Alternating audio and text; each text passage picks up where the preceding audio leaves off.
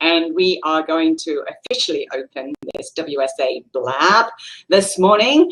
And of course, we are featuring the wonderful Gail. And Gail, a few weeks ago, shared a story with me that was very private and very confidential. And I said to her, hey, Gail, you know, there are many people that haven't got the courage to write their books for this very reason. And would you be willing to actually share this story with other WSA members? And Gail was a little hesitant to start with, but then I inspired her to actually do that. So I am very, very proud that you are willing, Gail, to share your story, because you know, vulnerability is a big part of us wanting to share our stories and having the courage to share our stories so that we can actually help and inspire other people. So it means a lot that you are willing to do that, and here we are on this live platform, and we have our whole number of our WSA families here to support you as you tell your story. So so Gail, now is the big time. Are you willing to share your story? Thanks, Julie. And if this is your first time on here, and this is the first time you're meeting me and you're wondering who's Gail, I'm the president of Women Speakers Association. So why this becomes difficult for me is because you know, if somebody meets, well, the president of a Women Speakers Association, you must be a professional speaker, you must be an author, you must be this and that, right? Fact of the matter is no. That's not the case, but that is the pressure that does sit, and this is what makes it a little bit crazy. So as you know, we've partnered with Julie Salisbury and launched Women Speaker WSA Publishing, which has been fantastic. And through the course of multiple conversations and meetings with Julie, she just does something to you about want to get writing. And you know what? And I don't know if you can relate to this, and please type in the chat box if you can. If you do, there was this burning feeling inside of me that I wanted to write a book. And when I met Julie, she makes it sound so easy to write a book. So I think I can do this. But you know what? Why I never did, or why I never really stepped into it, and I never did admit it to her until just recently, is because there was a fear. And I know we're going to talk about those fears. So some of my fears were, what do I say? Who's going to listen to me? Why would anybody want, you know, just all those, I don't know where they come from, but they're in there. So spring break, our spring break here with my kids happened end of March. So the night before I go to catch my plane, I'm walking through a bookstore wanting to find some book and I just wait for the book to jump off the shelves. Nothing jumps off the shelves except this book called Write Your Own Memoir, a self-guided tour. It's like, oh no. You know, it looked good, it was pretty, but I thought, I'm not going to do it because I'll be too busy with a pina colada to even get into this, right? So, but it's bugging me, back of my head, and I just go, literally, just prior to leaving, I race back to the store. Store's closing in 5 minutes. Get this book, pack it away. Beautiful. Okay. So day one on the beach, committed to doing this self-guided memoir. Funny that it was hard. I was very canned with my answers, very predictable. How was your life? Oh, it's great, right? As if we were in a conversation, right? And we weren't diving in deep. I gave the surface answers in the story. But then I got writing every day, and I started to really enjoy it.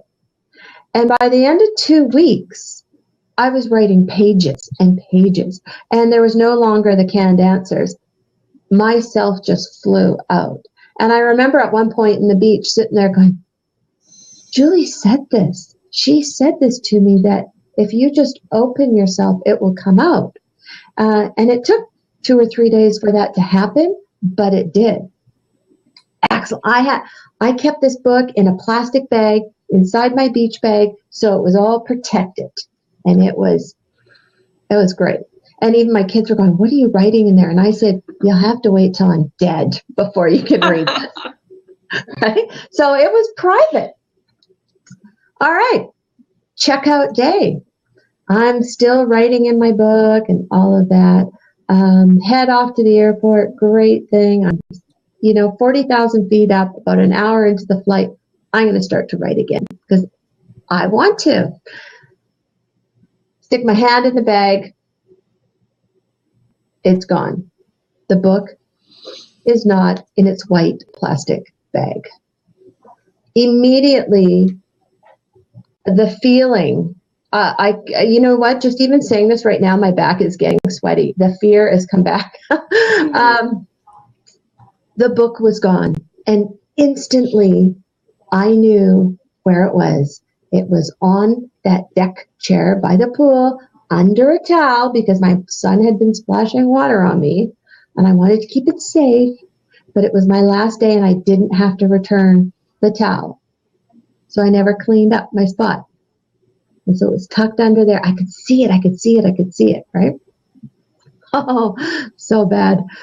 So I said there, what am I going to do? And I start to,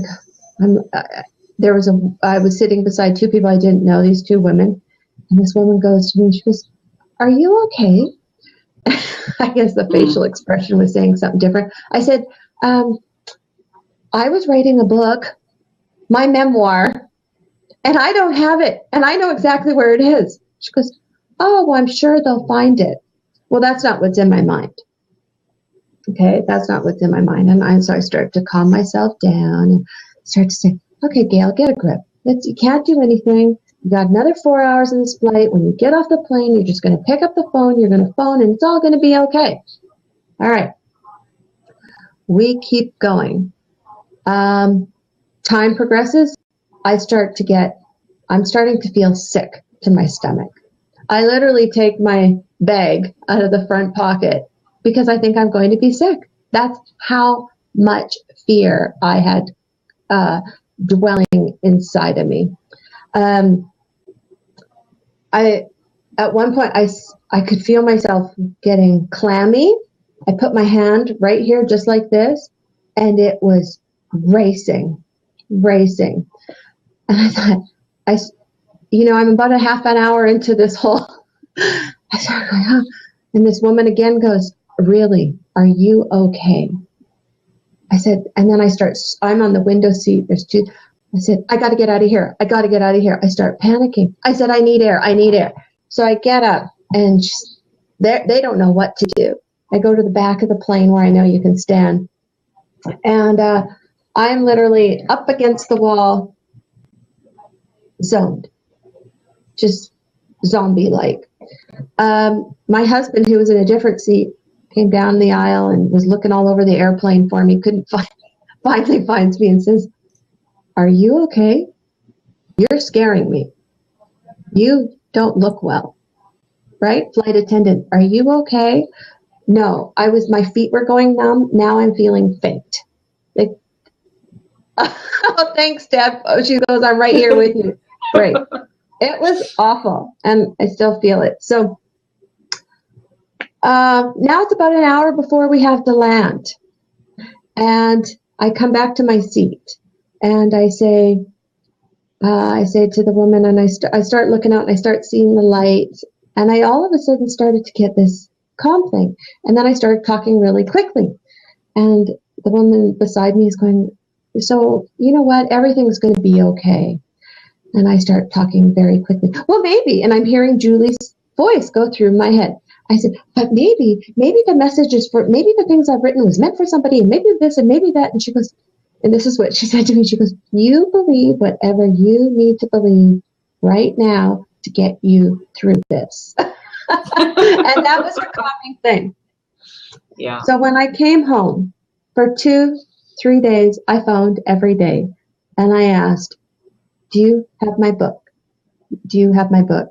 Do you have my book?" And every day they said, "No." And then then I was talking to Julie, and this is where this all came up. one of the fears of writing was, but then the story's out there. And I think now through this whole processing was the judgment. There's strangers reading your story, and what are they thinking? I was imagining there's somebody who had joined into that resort, found my book, and they're reading it. What are they thinking? What are they judging? It's out there. My name, full name, everything. It was scary. It was the feelings of now. I know that I've confronted about wanting to do a book with Julie, and all those fears of putting it out there did come true in an uninvited way. Without it was kind of like thrown into the deep end. So, in speaking, holding back the tears. Thank you, Tracy. It was a big moment because I'm not a writer.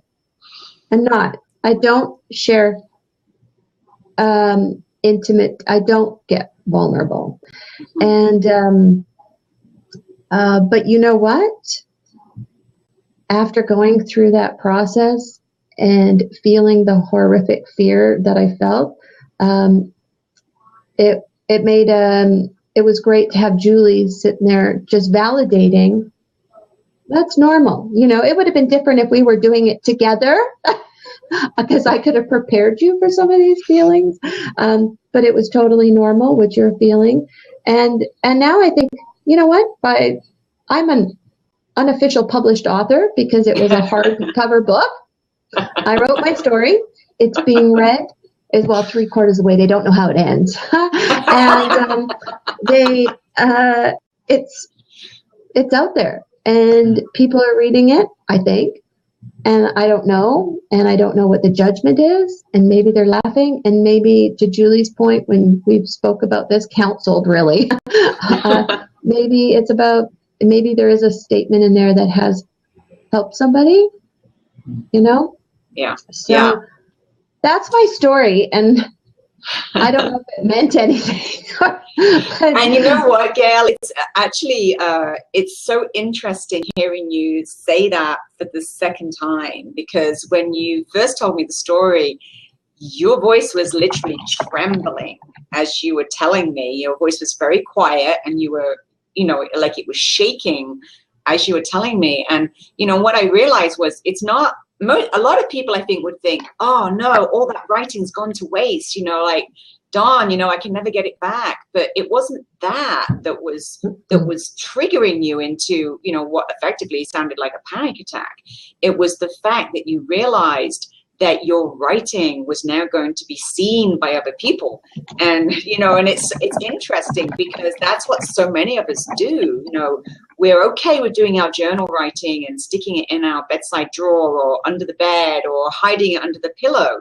But what stops us from actually, you know, going the next step and actually publishing that story is that we're really don't want people to know our story. Like it's all very well on, you know, in journal notes but hey, the minute that you now realize that somebody else is going to read it, and sure, like you get that judgment, you know, what are people going to think of me? So actually going through that process and then realizing, wow, you know what? People may have actually loved this story, or I may have actually helped somebody. And you know, I'm a firm believer in everything happens for a reason. And so I think maybe, like we said before, I think perhaps there was the next woman that sat on that sunbed needed to hear your story, right? We don't know. The way the world works is a mysterious way, and we have no way to know that that very next person may have sat there feeling suicidal or depressed or you know, feeling like she was alone in the world and that nobody else was experiencing anything like that. And then she found that journal and she had the courage to open it and then read your story and said to herself, I'm not alone. There's other people that are experiencing something very similar. And who knows, maybe that one person you then inspired to pick up a journal and start sharing her story, right? Absolutely. And and McCartney saying everything happens for a reason. And thank you for all the support on the line. That's so great. A lot of my book, because it was started off in those early days, were about adoption. And there was a lot of pain in those early days that are not even talked about today. Like most people wouldn't even know, right? Yes. Again, people look at you in a different way and don't know that. But we all have stories. And I'm seeing Tammy in St. Louis, breast cancer survivor, at only 45. Yeah. Yeah, you know what? And there's stories out there. See, when I talk to you, Julie, and you talk about all the authors that you work with, and you get so excited and revved up when you're sharing their story, and you're like, oh, this person did this and this, and there's such excitement and passion, because I know that comes from the fact that their story is now out there.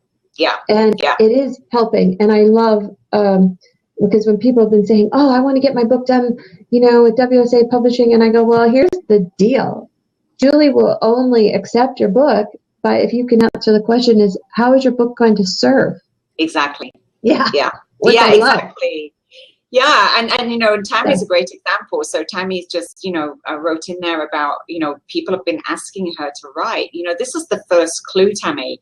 When you share your story with your intimate friends or maybe with other cancer survivors, and they say, please share your story with more people, it's because you've touched those people. They've actually been inspired by your story. And so you have no idea the impact that you've had on those people. And that's why they're asking you to share it with more people, because that's how we learn. And, honestly, when we look at the publishing industry and we see what's out there, these kind of stories aren't out there. Right? The stories where we're willing to be vulnerable and we're willing to actually share our stories from a place of vulnerability, where we can actually say, hey, you know what? I had a really bad time and it was really challenging. And I know how you're feeling because I went through exactly the same. But you know what? I got through it, and this is how I got through it, and I'm a survivor, and this is what I did to help me, and this is the support I had to help me. And so now you can actually help so many more people that are in the same situation. So yeah, you're absolutely right. I do get really passionate and enthusiastic about the people that I help because, and actually, we got a couple of those people here because when I hear people's doubts, why they're holding back on sharing their story, it nearly always comes down to the fear of actually sharing the story and then being judged because of it. So tell me, Gail, what you said that before you landed, you came to a place of calm, and that's probably a lot to do with that is that woman sitting next to you that gave you that positive statement to sort of re-look at that belief system and what that meant. But how do you feel now that you've experienced that, and now that you feel that you've gone through the fear? Do you feel like you're in a different place now to actually share your story, to actually get back to the writing, knowing that you're actually going to be helping other people? Well, it's interesting because one person just put a comment. She's gotten over the scary thought of writing, but still lingering is, why should they be interested? Mm-hmm. I must say, so now, first of all, I found the joy of the writing, so that what you talked about before, well, it'll just come. I'm like, she doesn't know me. It doesn't just come. But now it does come, actually, and I really enjoy it. So that's okay. Okay with that. I'm with that comment there. Why should they be interested? That still lingers for me. But what's been very good is being able to, in my mind, think back on all that writing. And we're talking of probably about 150 pages or more of actual handwriting. Right. Yeah. I think about what I did write about, and I went back into those thoughts. And somebody also mentioned those, as I was exploring those thoughts, they became real again. And being able to go through some of the emotions and experiences of what I shared about, they were real. And I honestly, truly do hope that it has helped somebody that's sitting there that's writing. And I want to believe that. And I need to believe that. And I do believe that. And I will write. And I will write. And you know what? Just like how I believe a book jumps out at you and you go in and let the book pick you, let the book pick you. But I believe that that cover will jump out at you, and it'll attract those who need to hear it. Right? It's not going to be for everybody, but it is going to be for some people. And you know what? If it's one person, if that full time on the 2 weeks serve one person, isn't on my Facebook page I have a banner that says you may be one person to the world, but to the world you may be one person, but to one person you may be the world. Right. And exactly. Messages are so important, and we empower it with speaking and Women's Speakers Association. And this is why it's so great I get it now, why we're empowering it for writing. And, it's interesting because Tammy just said, yes, I want to share my story, but I don't know how to start, and I don't know how to transform that into a book. And Tammy, you're going to be really happy because at the end of this blab, we're actually going to be talking about the new publishing program that we're launching with WSA, because that is exactly the challenge that we hear from so many people. Yes, they have overcome the fear and they have said, okay, I'm willing to share my story, but how do I get started?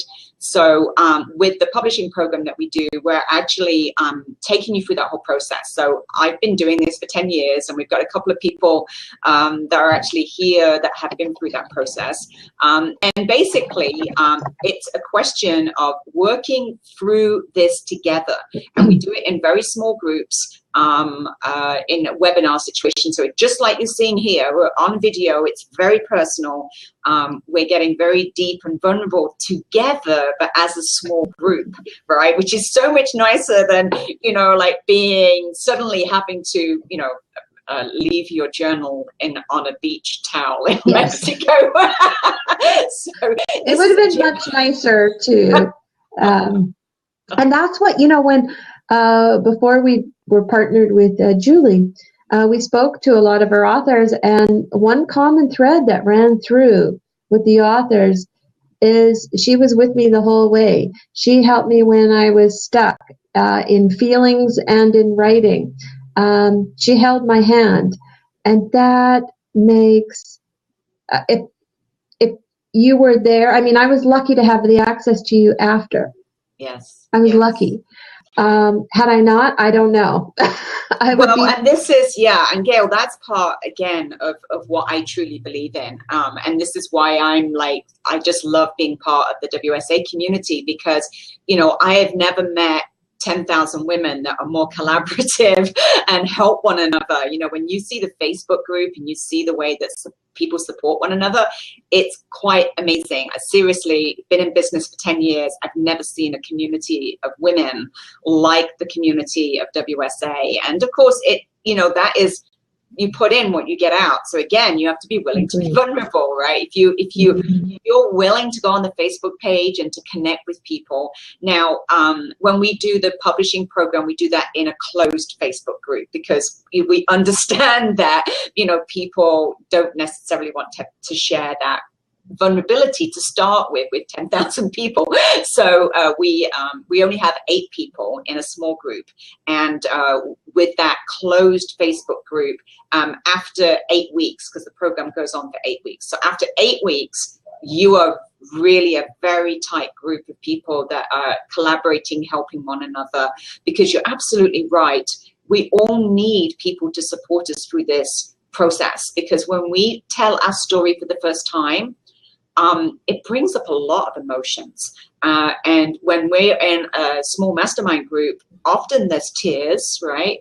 And I say, that's great, because now you're getting those emotions out. And once those emotions are out, now it's not within you that's blocking you from sharing it with people, because now it's out there, right? You've actually released those emotions. So now, just like you, Gail, right now, the first time you told me the story, your voice was trembling, you know, you were very quiet, you were visibly, you know, and audibly upset by that. But now you told it for the second time, right? So you got that story out, and now you're telling it with confidence, and you're happy to share with that vulnerability because you've already shared it with somebody. Right. And while it may be to some people here going, it's not a very dramatic story, it's not a big deal. While I was sharing that first time with however many people are here, I felt the nerves. You know, my back was feeling sweaty. I was feeling the nerves. Yes. And I don't know if you can relate to that. If, you know, when you become vulnerable a second time or third time, you know, please let me know that. Yes. Yeah, you do. It's a process, Gail. That's why I'm saying, like, we do this over 8 weeks, right? Because we're there every week supporting you. So it's Tuesdays, 10 till noon, PST time. And it's like, because you need the ongoing support. This is not going to, you know, the process of releasing a story is not going to happen overnight. You know, it's a process, and you need a supportive group to help you through that. And by the, you know, like I've had people go through this program, and even by the 4th week, they are best friends. And, you know, they're actually Skyping each other and, you know, going, wow, so much of your story is so much like my story. And, you know, one thing that you just said, Gail, you said, oh, but, you know, it's not such a big deal, or, oh, it's not such a, you know, like, it's not really earth shattering what happened to me. And it's like, whoa, you know, again, don't judge how important your story is, or how much it would help somebody else. Because, you know, one person might say, well, oh, I just had cancer, I got over it, no big deal, right? Whereas another person would say, wow, I had cancer and I survived it, and it was a big deal. It's just the way that we look at those situations. And so therefore, everybody needs to receive their knowledge or information in a different way. So you can never say, oh, there's too many books on cancer survivors. That will never exist, because your own take on the survival of cancer, for example, I'm sorry, I'm referring to Tammy, but, you know, your own, your journey is very unique to you. And yet there's probably, I don't know, who knows, 25%, 40%, 80% of the population that has a similar experience that needs your experience. They don't want to read a book by a cancer survivor who says, this was easy, you know, pull yourself together, you know, don't be silly, you know, you can get over this. They probably want a more vulnerable story, right? They want to know, wow, you know what, this isn't as easy as this author's telling me it's going to be. I need somebody who is willing to be vulnerable and tell me the bad bits as well as the good bits. And that's the book I'm looking for. And that is the same with every single book. And it's something that I really have to stress with every person. Your story, there's no such thing as your story not being good enough, or your story not being special enough, or because we all do that. Like, you know what? Sorry, I just have to check my board for one moment. Connie is another of the WSA featured authors. We're working on her book right now. Connie is an amputee. So she actually had her leg amputated because of diabetes. And when I spoke to Connie, she says, oh, Julie, there's thousands of people without legs. Why is my story special? And okay, seriously, she actually said that. And I'm like, Connie, really? You know what? Everybody's story of an amputee is a different story. You know, I had another WSA Premier member who was also an amputee, and she contacted me, and, you know, and she was completely at the other extreme, right? She's a motivational speaker, and she was like, oh, you know, she was born with a defect. So actually her parents decided to amputate her leg because there was no way she would have been able to walk at all unless her leg was amputated. So her parents made that decision and raised her always to be so positive. So, you know, when you speak to her, she's like, oh, you know, so what? You know, you haven't got a leg. That's not a big deal, right? Whereas for Connie, seriously, but for Connie, right? She was 64. I think it was 64. Sorry, Connie, if you didn't want me to expose your age.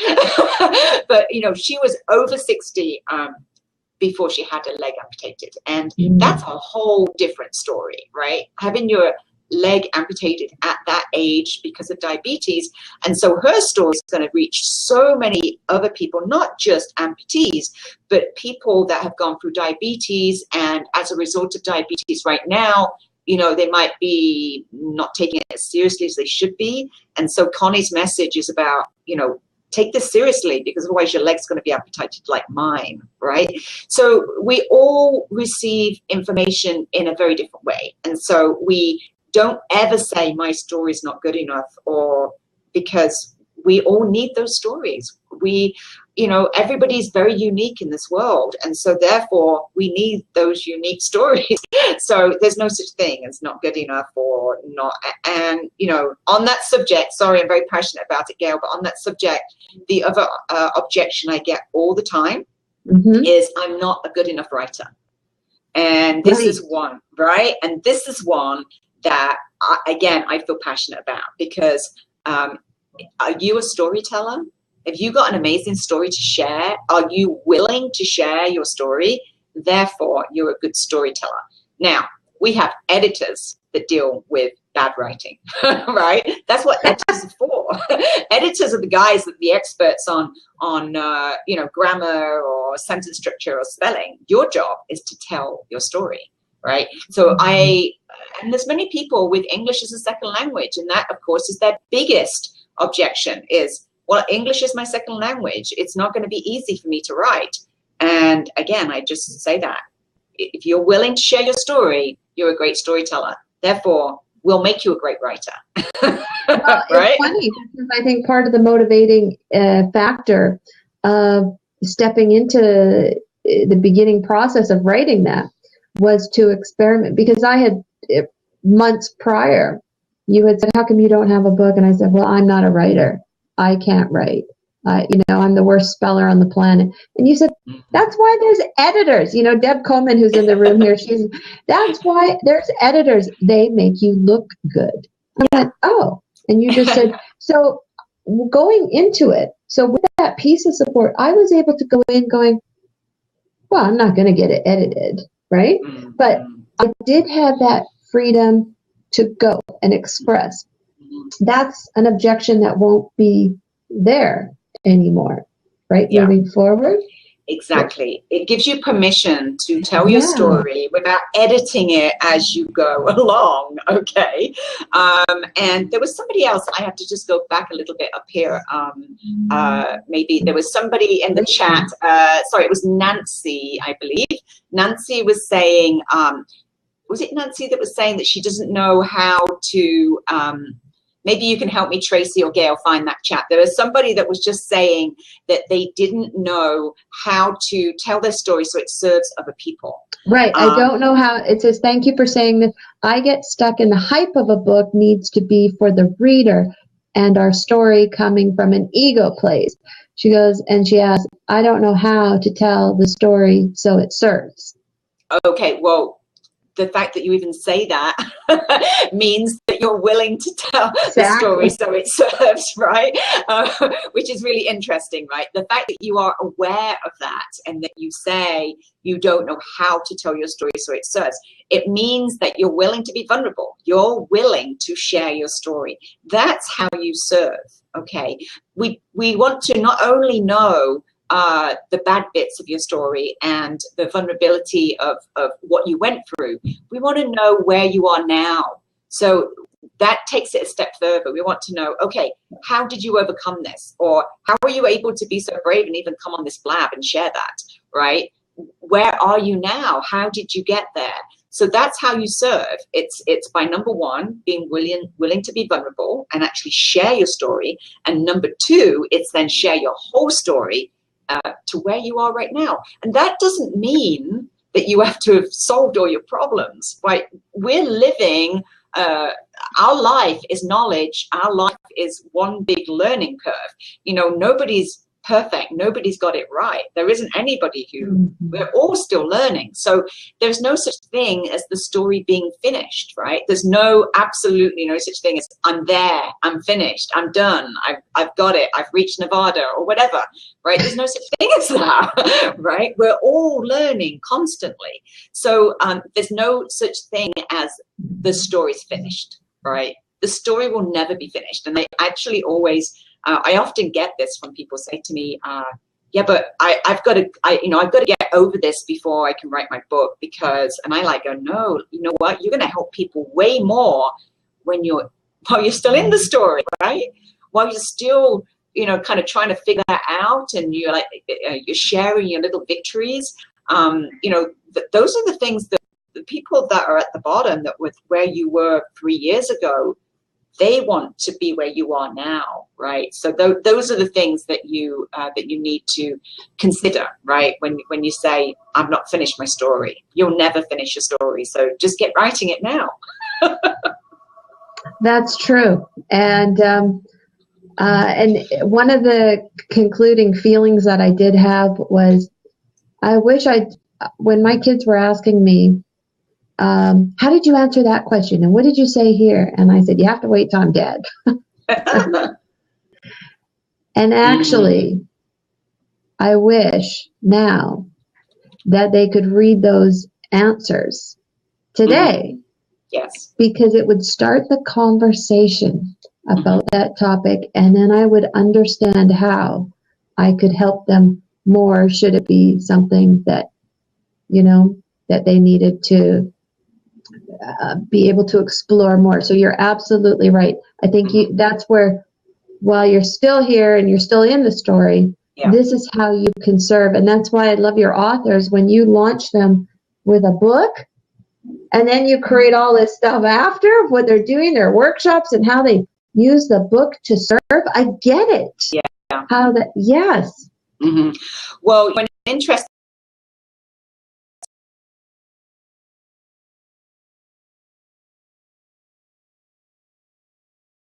enough, Nancy's just made a comment about that, and she said that she's got a heart book, but she's put it aside. Nancy, can you see how Gail is doing both? So here she is. She's the president of WSA. She is sharing her personal story, and by sharing her personal story, she is serving her community, right, as president of WSA.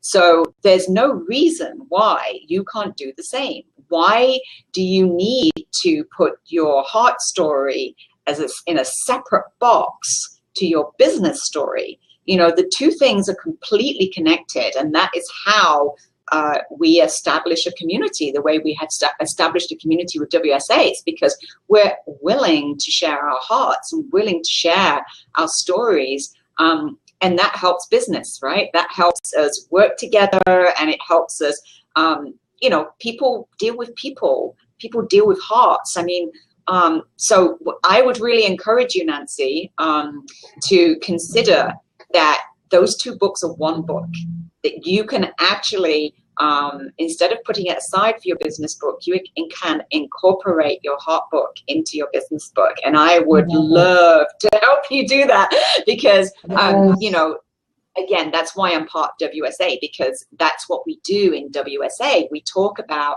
how do you bring heart into your business every single day. And so that's a very passionate subject for me as well. Yeah. And, as women, and working with hundreds and hundreds of women, and hear it all the time, there is no separation. There is no separation from, you can't separate the fact that you're a mother, a sister, a daughter, a wife, or, a friend. You cannot separate it out from your business. If there's something going on in your personal life that you have a friend with a broken heart, that affects you in business. You sit down and break down and cry too. I mean, when somebody closes, it's how we're wired. Our heart breaks when somebody else, one of our close circle hearts break. I see members when they post some things, they brought me to tears. Even when they're in joy and happiness, and they go, "I'm so excited about this. I just did that." I get excited, and that affects my day too. Yeah. So yeah.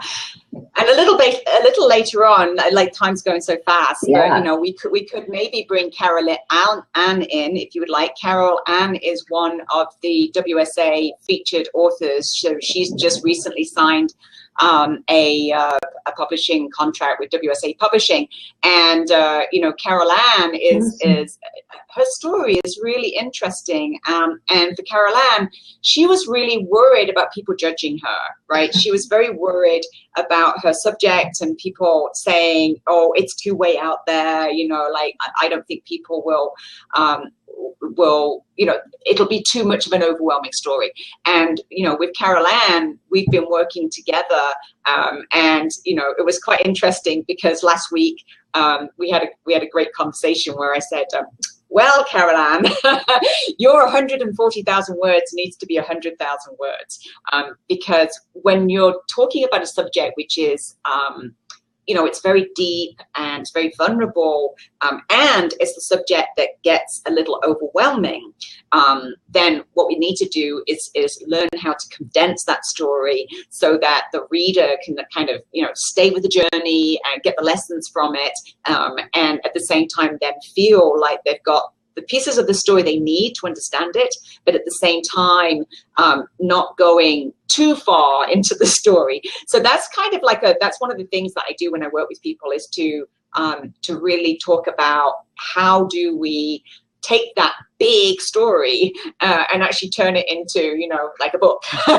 You know, there's like, you know, here's a book. This is what a book looks like, right? So, you know, it's a certain size. So if we go outside of that and we end up with a book that's, you know, like 600 pages, nobody's going to read it because it's too big, it's too overwhelming. So yeah, so we always have to consider what are the other pieces that we need to do in order to share our story.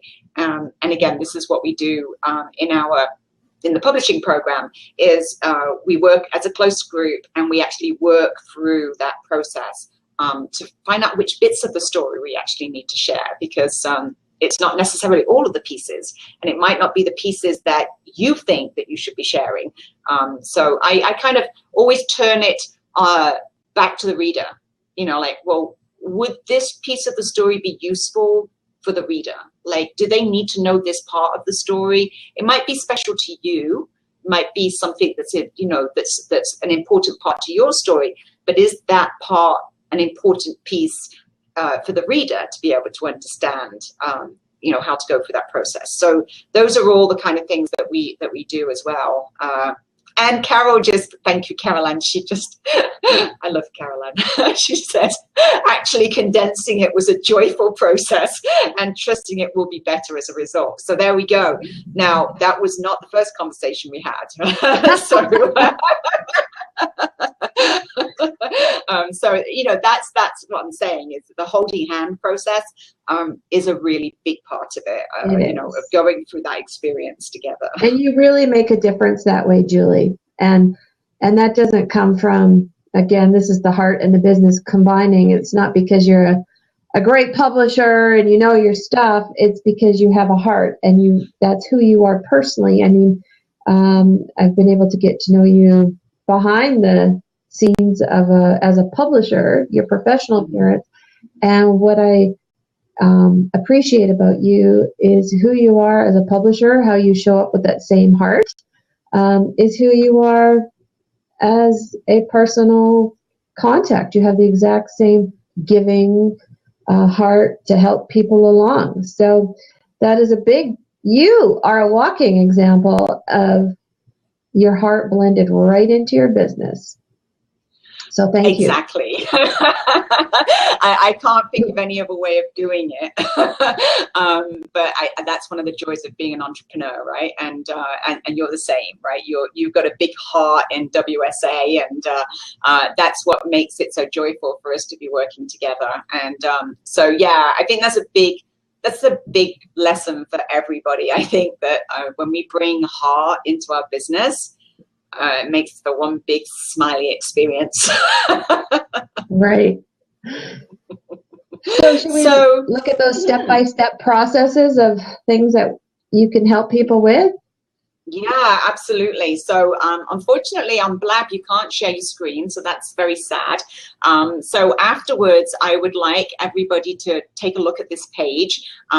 So the address that you're going to need to go to is womenspeaker association.com/WSA-publishing-workshops. And I believe somebody is putting that into the message box right now so that you guys can hopefully click on that and we can actually go through this together. So this is a chart. It shows you the different steps you need to get in your story.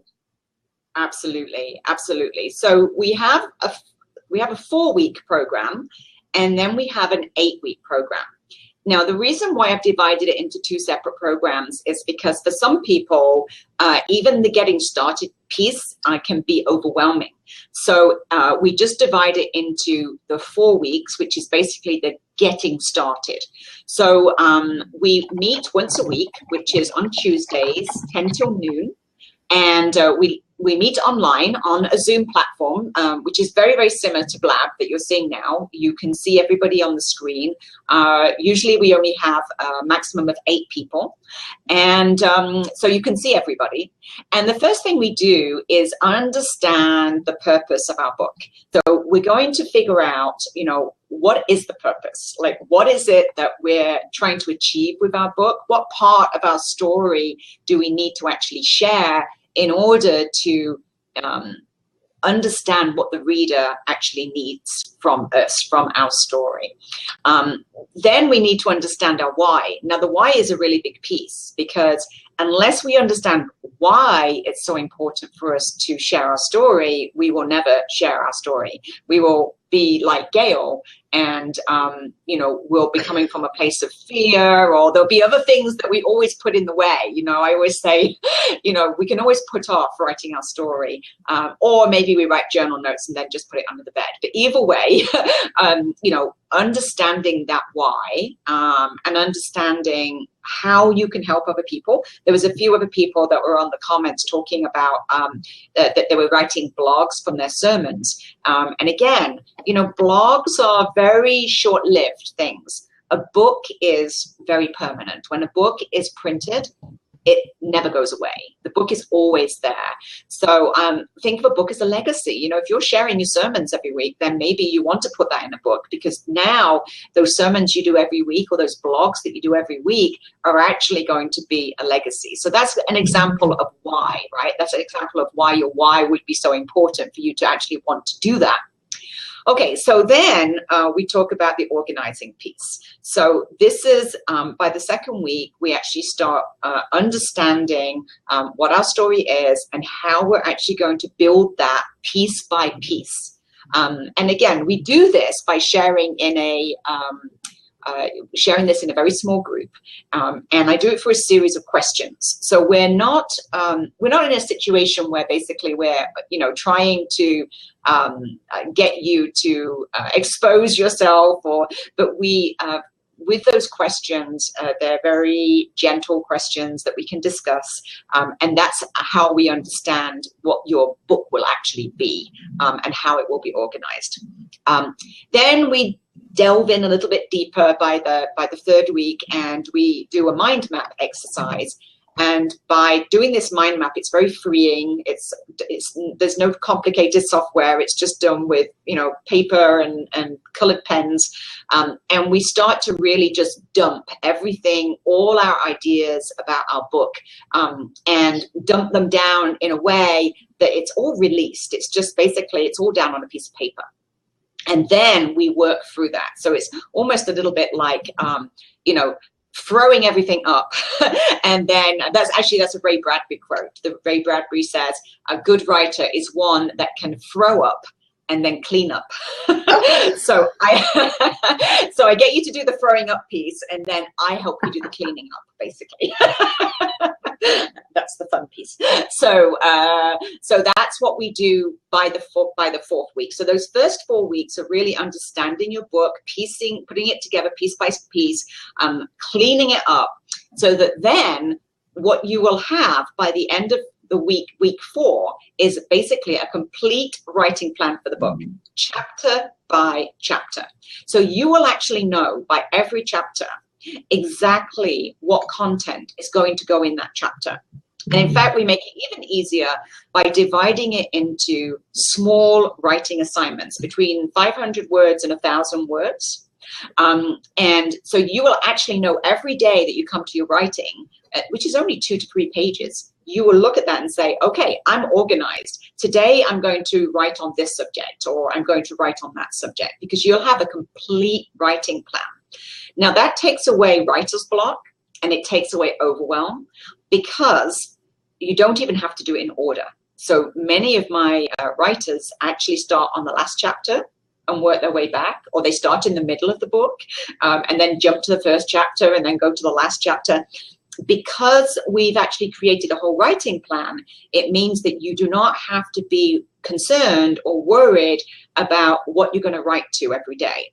And what I've generally found is that those subjects that are a little bit more difficult, you tend to leave till last. And by that time, like you said, Gail, you really got into the flow of writing. Your writing became a lot easier. So be nice to yourself. Start on the nice subjects. Start on the easy subjects. Right. You know, start writing about the stuff that you love.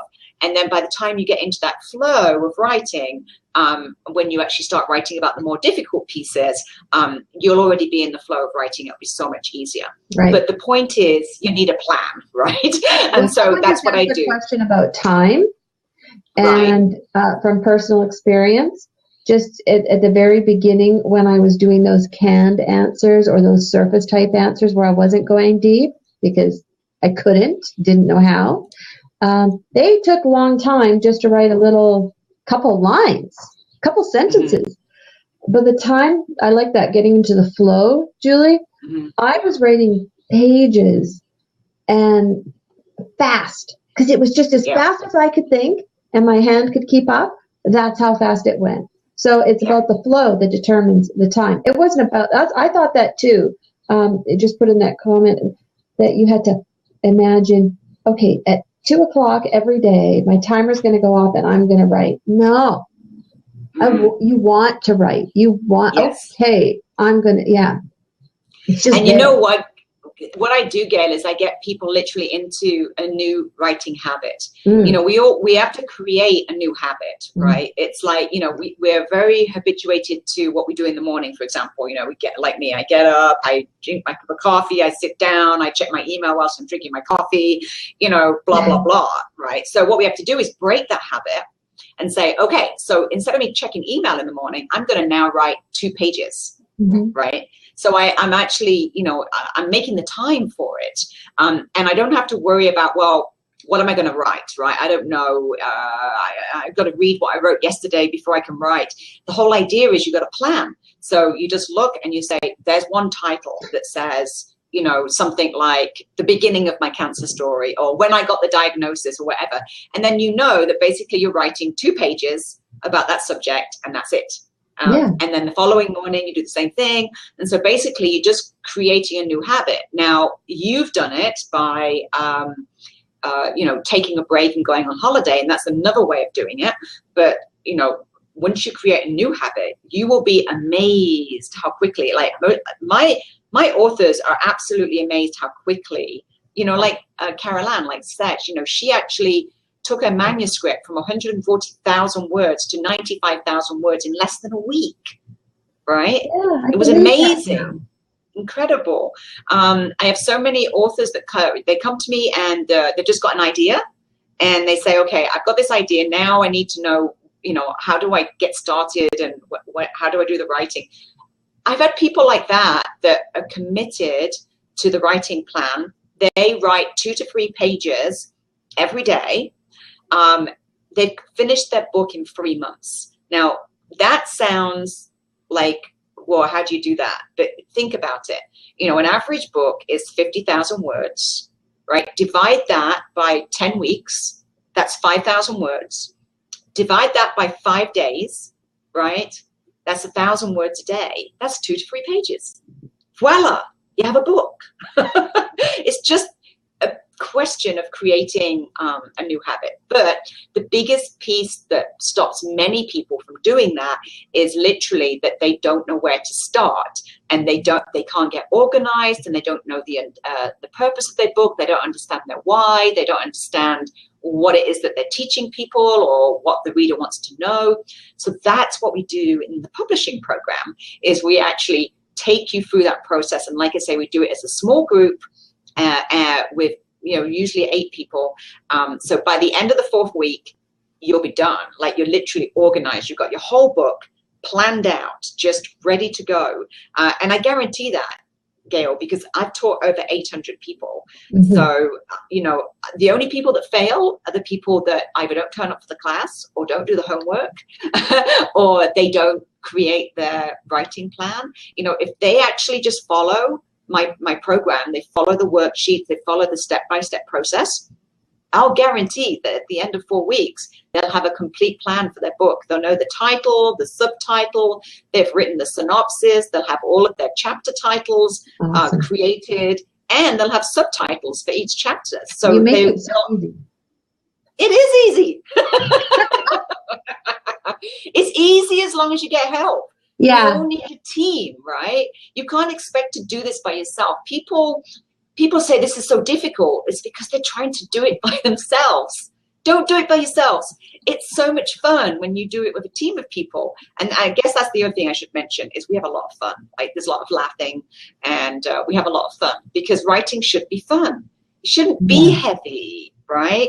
That's why you need a community around you that's going to support you and egg you on and etc. Okay, so very quickly, let me tell you what the 8-week program is, because that is so this is for the people that are just like, okay, I'm ready. Like, let's just go the whole way. So after the 4 weeks, you've got your writing plan, you're all organized. Now, if you sign up for the 8-week program, we then straight into week 5, we start talking about how we're actually going to publish that. So we have to talk about the editing. We have to talk about what does publishing actually mean? How do you get into bookstores? Do you even want to be in bookstores? What does it mean to be a published author, to get more speaking engagements? How you get testimonials, how you can potentially get a forward. What does the design look like? Why is it so important to have a great cover? All about the metadata, really the ins and outs of what makes for a great book. There are so many books that basically fail because people judge them by the cover. And that is one of the saddest things that I see. When somebody comes to me with a book that they've self-published and they hand me the book and I look at it and I go, oh dear, right? It's confusing straight away. We can't understand from the cover of the book what the book's about. Sometimes we don't even know if it's a fiction book or a non-fiction book because they've used, creative titles that leave us guessing what the book's about. And that don't let you'll have to read my book to find out what it's about. I'm sorry, but that doesn't work in the world today. People need to understand what your book is about right from the get-go, right? Otherwise, how are they going to find it? So that's called metadata, and the metadata is very important. These are all the elements of what makes for a successful book. This is what makes your book stand out amongst the other 23 million other books that are on Amazon, for example. So, how do you choose a title that makes your book stand out? How do you design the cover to make sure people are going to find it? Do you realize how important the keywords are, the synopsis, your author bio? How do you get testimonials? Like, if you don't have testimonials, your book's not going to sell. It's as simple as that. So these are all the things we talk about, and we add in all the resources. So pretty much if you say, I haven't got anyone to give me a testimonial, we'll find people to give you testimonials. We have a big resource. WSA has got 10,000 members, right? We have a lot to go at in terms of, resources and people that are there to help. And then the last 2 weeks of the program is all about, well, okay, great. Now I've got a book. So now what do I do with it? How do we actually get out there? So this is where we talk about some of the things that you need to do strategically to make sure your book stands out. So, for those premier members of WSA, you should have your speaker profile already done. If you don't have that done, then you need to make sure you join in one of the welcome calls to make sure you know how to do that. And that speaker profile needs to say that you're a published author. That will go a long way towards helping you get more speaking engagements. I pretty much guarantee to make all of our WSA published authors bestsellers on Amazon. We have a process to do that. It doesn't happen by accident. So again, as long as you follow the step-by-step process, guaranteed we will make you a bestseller. So there's a lot that we go through, Gail, and basically, you know, the reason why we've done a 4-week program and an 8-week program is so that if you are looking at what I'm saying and go, oh my God, straight into overwhelm, then fine, don't worry, just do the 4-week program and get started. But if you look at that and you go, oh my God, that really excites me, I want to go all the way, then sign up for the 8-week program. So if we just again put that link in here so everybody knows where to go. Yeah, Tracy has that, Tracy, yeah. Yep. And can someone start with the 4-week and move into the 8-week? Of course. So the way that it's actually created is that they actually work as separate modules. So you'll have to wait until the next module starts, right? So if you don't go straight through into week 5, then you can wait until the next week 5 starts, or you can wait to, you know, for 6 months time until the next 5 week starts. So the program starts, you know, generally speaking, back to back. So it'll go 8 weeks, then start again, 8 weeks, start again, 8 weeks. So, you know, so if you did basically the first one and you don't want to go straight into week 5, then you can wait until the next one.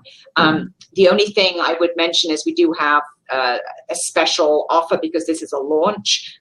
So, you know, if you do decide to do that, you might be as well to take advantage of the offer now and actually sign up for the 8-week program. Doesn't mean to say you have to take it all at the same time. Ah, got it. Is there any questions out there? Because just simply type them into the chat box. And now that you have Julie's, I mean, ask her anything. She really is a wealth of information. Oh, thank you, Nancy. And I know somebody did ask earlier about the times, about what time is these gatherings on Zoom. That you said every Tuesday at 10 a.m. to noon PST. So we've created it so that if you're on the East Coast, it's basically your lunchtime. So when, you know, most people are fresh in the morning. They don't want to do things late in the evening. So yeah, so 10 a.m. PST is 10, 11, 12, 1 o'clock on the East Coast. And in the UK, you'd be looking at yeah, I mean, that's a dinner time. I think it's, 7 p.m. in the evening or something like that. So yeah, it actually works quite well around the world. Australia, so, yeah, we usually have quite a mix of nationalities, which is even better. Mm-hmm. Okay. Any question? Who's going to do it? Because I don't want to be alone. Gail, you won't be alone. Absolutely okay. Not. Is this only for those who haven't written their book yet? Or could someone who has a book start at week 5? Yes, you can. Definitely, McCartney. So if you want to start at week 5, you can do. Obviously, you will have to wait until week 5 starts. And you'll need to do a special registration for that. So you can email me at president@inspireabook.com, and we'll make sure that actually works. And is this for absolute beginners? You know what? No. This is actually for the whole spectrum. You can join this program if you literally just have an idea. So if you are an absolute beginner and you just have an idea, you can join this program. If you are halfway through your manuscript and you're stuck, then you need to join this program, because that means you've got writer's block, and it means that it's because you've got a missing piece, you're not organized, you kind of got so far and now you've got to the stuck piece. So this will actually get you really organized. Now, I have had people join the program who have completed their whole manuscript, and the only challenge with that is that when you actually understand what makes for a great book, you may end up being in Carol's situation where you actually have to start deleting words or reorganizing your book, which is a good thing. But I really encourage people to do it as early in the process as possible, because you know, otherwise you may be, I don't think we ever waste time with writing. It's like Gail, right? She did all that writing. It's not wasted. You know, it's still in there. It's still in here. So when she writes it the second time, it will flow even better because, you know, it's already out there, right? So yeah, I mean, I try and encourage people to do it as soon as possible because, like I say, if you finish your manuscript and do it, you're probably going to end up doing rewriting and deleting and stuff like that once you understand, you know, the process. Sherry says, I'm late to the party. What date does the program begin and will it be offered again later? I'm in the middle of a crazy busy season of life. Yeah. Hey, who isn't? Who isn't? Yeah. Well, and that's again, we missed us talking about that a bit earlier on and about actually creating habits. Even if we're in a busy, crazy time, we can still make time, right? And make the time to bring joy. Like, don't think of it as a you know, a big job or something that, you know, you think of it as, wow, this is great. You know, I get to actually do this every day, you know, every week, and write every day. So it starts next Tuesday. So the 19th of April, right? So if you can't start that quickly, then basically you wait for the next 8 weeks to come around, which I can't do that in my head, but, you know, it must be April, May, June. It'll be like mid to end June if you can't sign on for this one. So yeah, so they keep rolling. We keep taking new intakes all the time, and because we are small groups, if we do get many people booking, then I'll put on another program. Like I run one on a Thursday at the moment as well.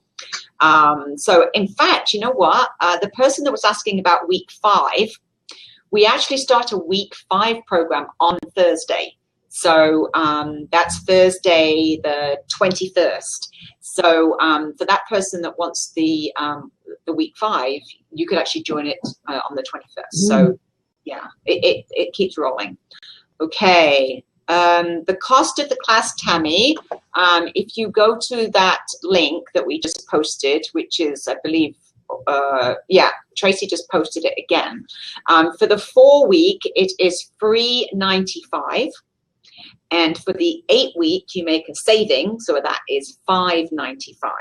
So if you go to that link that Tracy just posted, and then at the bottom of the page, you click on that link.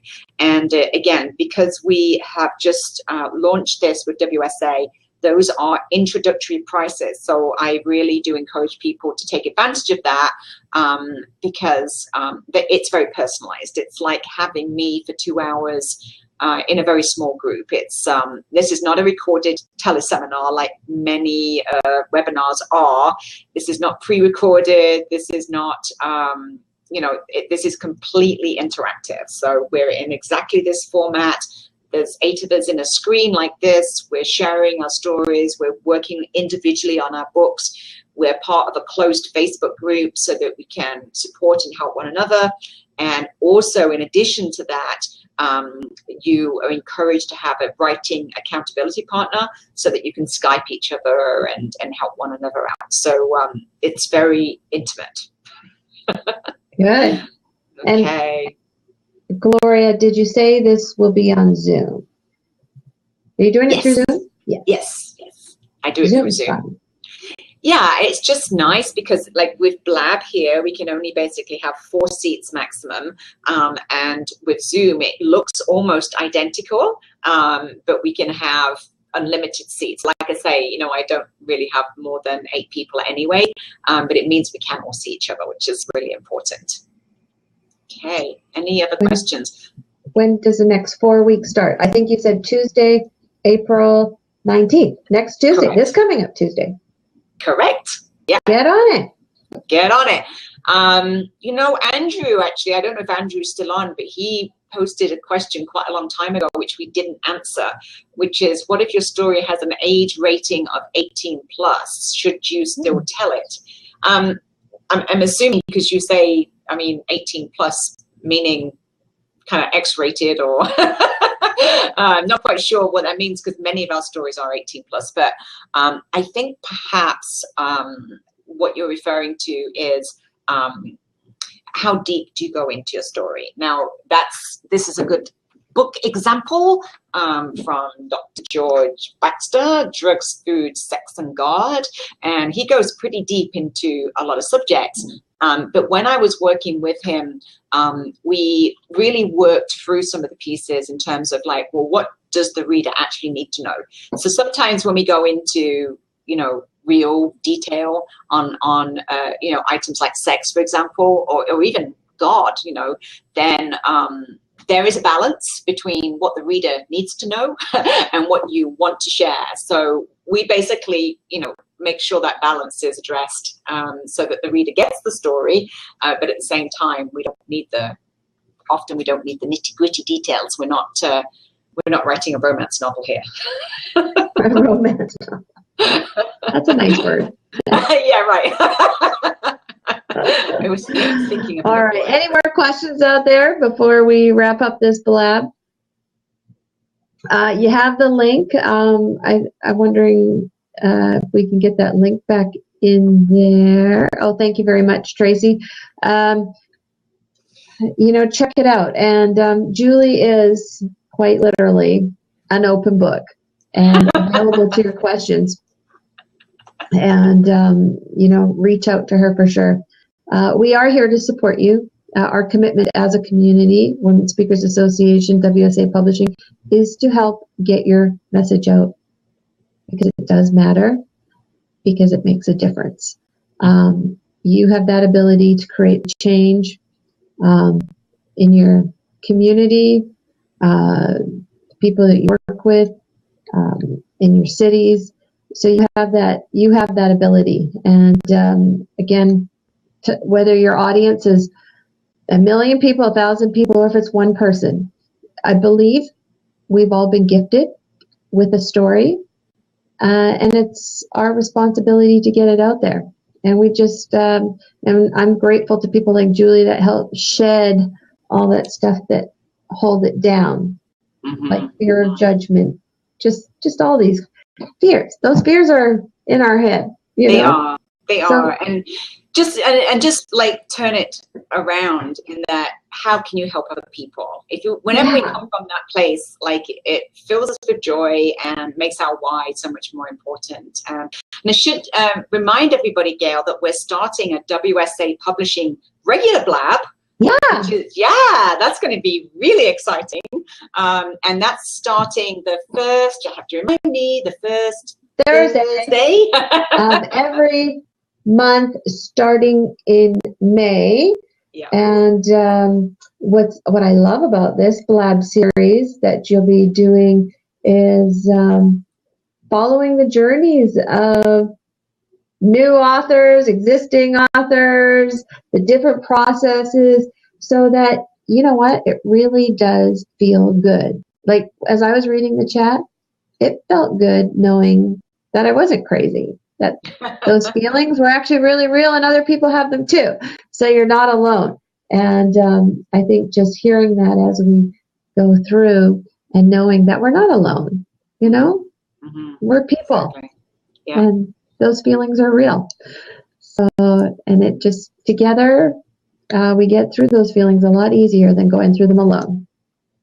Absolutely. And as a community, WSA is an amazing community where we can just keep having really vulnerable chats like this out in the open public and know, and so that people understand that, they're not alone. Like there's a community around you, supporting you, wanting to hear your story. So I'm looking forward to the next blab, Gail. Me too, and I want to hear everybody's stories. Exactly. All you people in here on your live chat, you're going to be in my seat, and you're going to be sharing your story. There we go. How cool is that? All right, Gail. Not going to be the only one. Exactly. Well, we're probably over our time because we just darn chatty, aren't we? Yes.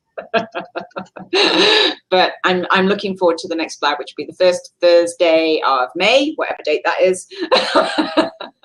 But we'll get it out in our community so that you all get to know plenty of notice, and I'm looking forward to that. Me too. Have fun, everybody, wherever you are in this world. Make it a great day, and we will see you again real soon. Thanks. Bye, everybody.